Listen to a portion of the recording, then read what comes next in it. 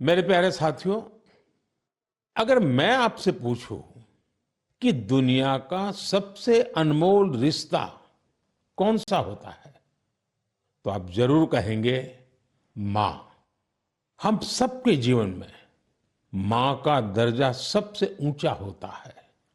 मां हर दुख सहकर भी अपने बच्चे का पालन पोषण करती है। हर मां अपने बच्चे पर हर स्नेह लुटाती है। जन्मदात्री मां का ये प्यार हम सब पर एक कर्ज की तरह होता है, जिसे कोई चुका नहीं सकता।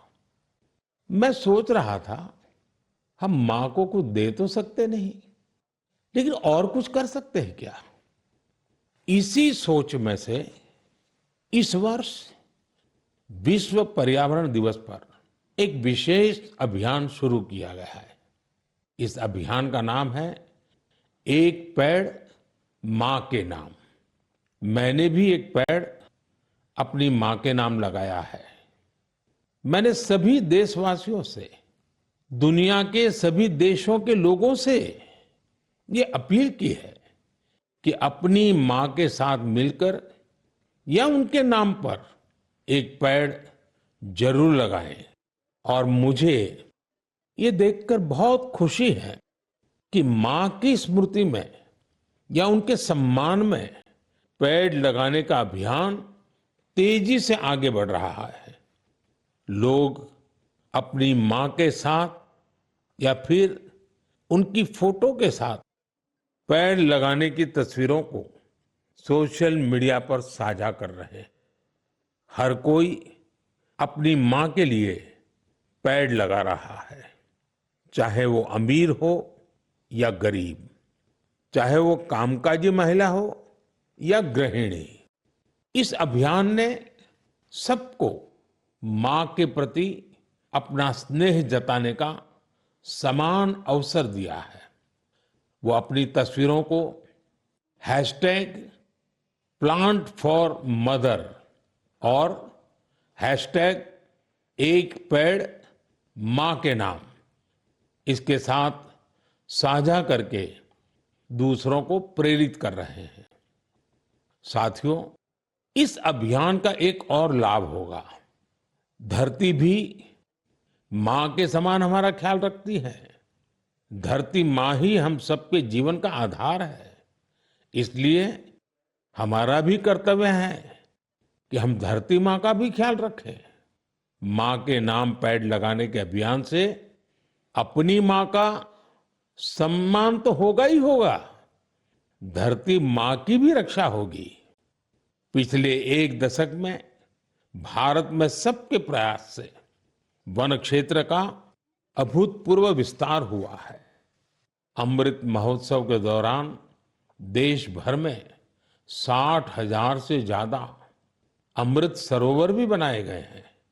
अब हमें ऐसे ही मां के नाम पर पेड़ लगाने के अभियान को गति देनी है।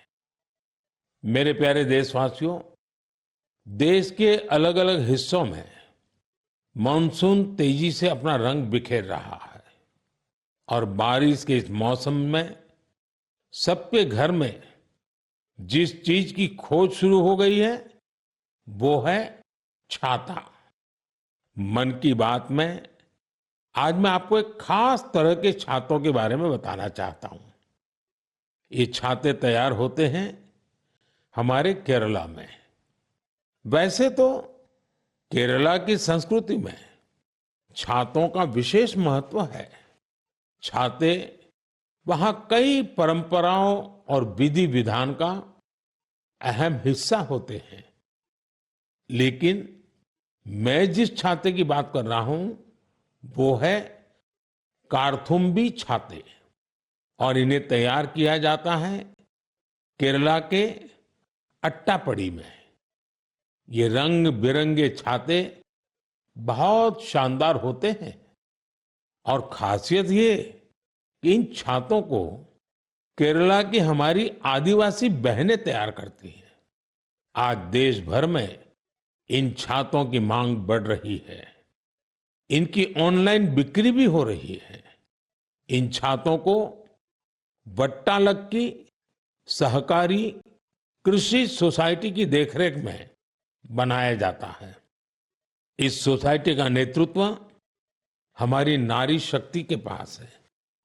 महिलाओं के नेतृत्व में अट्टापड़ी के आदिवासी समुदाय ने एंटरप्रेन्योरशिप की अद्भुत मिसाल पेश की है।